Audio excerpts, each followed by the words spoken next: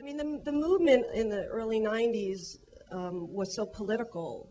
You know, the movies that were made were so political, and there was so much emotion and anger in them. And I think a lot of the sex in it was so much to be in your face, because you wanted to say, this is it. This is this thing that you've been so scared to see. Well, here it is. Even in Parting Glances, earlier, you know, an earlier film of the 80s, Bill Sherwood purposely put a sex scene in the beginning of the movie because he said he just wanted to get it over with.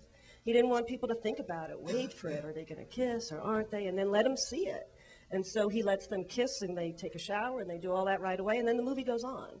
And in the movies of the 90s, you know, The Living End, Swoon, Poison, you know, those images are there in our face for a political reason, in addition for entertainment purposes.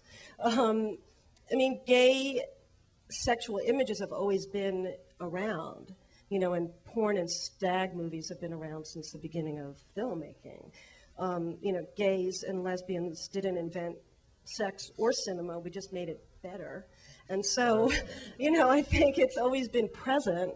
And you know, even the experimental filmmakers of the 50s and 60s were very sexual. I mean, Blowjob, Andy Warhol's film.